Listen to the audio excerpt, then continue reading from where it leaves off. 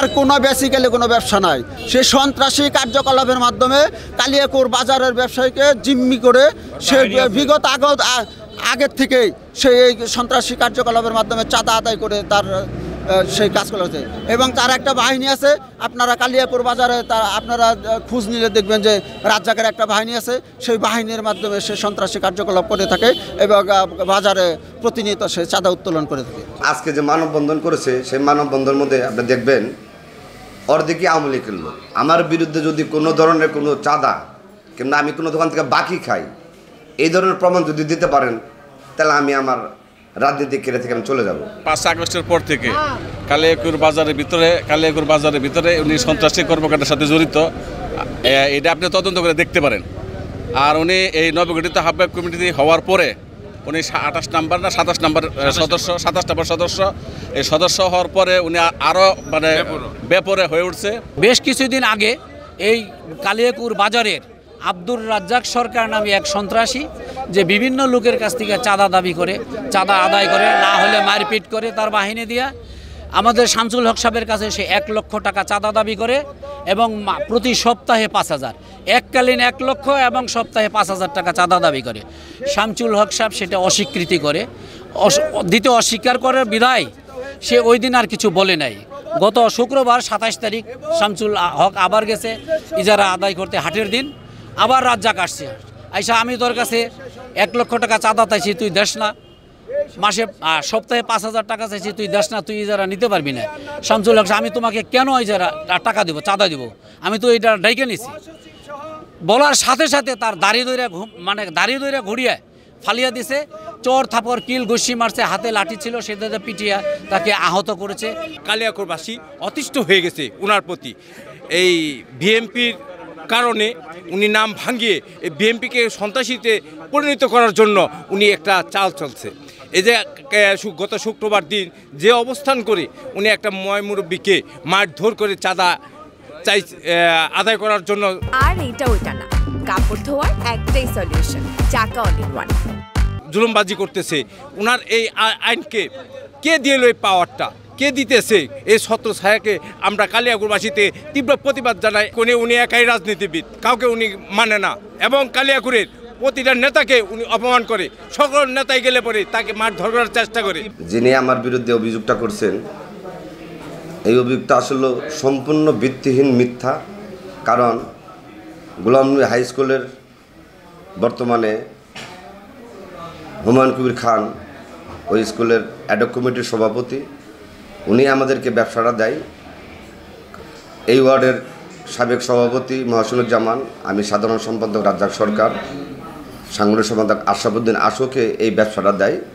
আমরা ব্যবসাটা দীর্ঘদিন করতেছি এবং এই ব্যবসার মধ্যে কয়েকটা প্লট আছে ভাগ ভাগ। একটা প্লট যে ব্যক্তি আমার বিরুদ্ধে অভিযোগ করছে ওনার কাছে একটা প্লট আমরা বিক্রি করছি 90,000 টাকার বিনিময়ে, সেটা উনি করতেছে।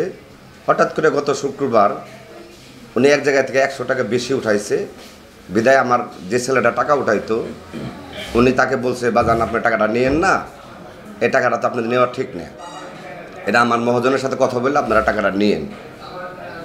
তখন ওই মুরব্বী ওর সাথে একটু খারাপ আচরণ করছে, বকাবাজি করছে। পরে আমাকে ফোন দেওয়ার পরে আমি আমার এই বাসা থেকে আমি মাঠে চলে যাই। যাওয়ার পরে আমি বিষয়টা আমি জানার পরে ওর সাথে কথা বলে আমি ওই যে রাজু ছেলেটা, একটা ছেলে রাজু, ওইটি আমাদের টাকাটা ওঠাই। পরে বললাম যে উনি একটু মুরব্বী মানুষ, কেন উনির সাথে বেদবিটা করছো? ও বলতেছে না, আমি বেদবি করে না, উনি আমাকে বকাবাজি করছে। আমি যাই হয়েছে, উনি মুরব্বী মানুষ, মাপ চাও। উনার কাছে মাপ চাওয়াইছি, আমিও মাপ চাইছি। বাদান যাও হয়েছে, তোমার লোকের বিশাল একটা সম্পর্ক, এটা ভুল বোঝাবুঝি নাই। উনিও আমাদের কাছে মাপ চাইছে। মাপ চাওয়ার পরে এটা আমরা মিলমিশ হয়ে নিয়ে আমরা সব কিছু শেষ। হঠাৎ করে শুনি যে আমার বিরুদ্ধে থানায় একটা অভিযোগ করছে। তাই আমি হতভম্ব হয়ে গেলাম যে কেন আমার বিরুদ্ধে অভিযোগটা করলো। পর লাস্ট মুহূর্তে শুনতে শুনি যে আমার বিরুদ্ধে কালিয়াকৈরের বিএনপি এবং আওয়ামী লীগ, যারা এই দীর্ঘদিন আওয়ামী লীগের সাথে হাত করে তাদের গদি রক্ষার কারণে যারা এই আওয়ামী লীগের সাথে মিশে তাদের অর্থনৈতিক অবস্থান চাঙ্গা করেছিল, আজকে আমি যখন এই রাজনীতির আমাদের 19 দফার রাজনীতি ছিল, এখন 31 দফার রাজনীতি। জননেতা জনাব তারেক রহমান দেশনায়ক, উনি যখন 31 দফার রাজনীতি কালিয়াকৈর না শুধু সারা বাংলাদেশে যখন এই দেশ কীভাবে ডেভেলপ করবে তার জন্য 31 দফার আন্দোলন আমরা রাজনীতি আমাদের শুরু করেছি।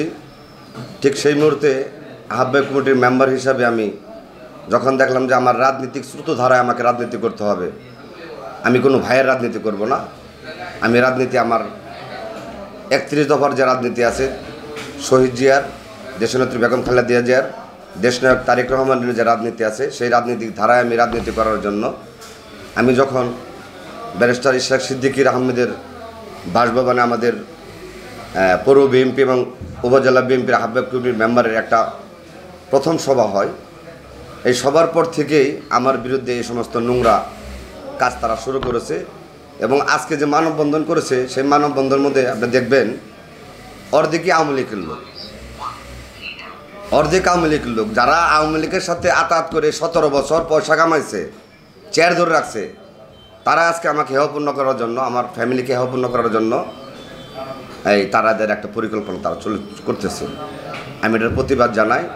আমি আমার দলের প্রধান ভারপ্রাপ্ত চেয়ারম্যান দেশনায়ক তারেক রহমানের কাছে আমি এই বিচার দায়ের করি, যারা কালিয়াকৈরে আমার বিরুদ্ধে এই সমস্ত নোংরামি করতেছে তাদের বিরুদ্ধে অতি তাড়াতাড়ি আপনি এই ব্যবস্থা নেন। যারা আওয়ামী লীগের সাথে হাত করে রাজনীতি করছে এতদিন, তারাই আজকে আমাকে এই রাজনীতি থেকে দূরে সরানোর জন্য তাদের একটা প্রক্রিয়া।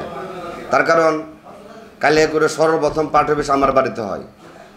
আমার চাচা সবুজ সরকার কালিয়াকৈর বিএনপির অনেক বড় নেতা ছিল, আমি তার হাত ধরে রাজনীতি আজকে এই পর্যন্ত আমি আসছি। আজকে আসলে লজ্জাজনক ঘটনা। আপনারা কালিয়াকৈর বাজারের সমস্ত মানুষ আপনারা জাজ করেন, প্রশাসন জাজ করেন। আমার বিরুদ্ধে যদি কোনো ধরনের কোনো চাঁদা কিংবা আমি কোনো দোকান থেকে বাকি খাই, এই ধরনের প্রমাণ যদি দিতে পারেন, তাহলে আমি আমার রাজনীতিক কেরিয়ার থেকে আমি চলে যাব।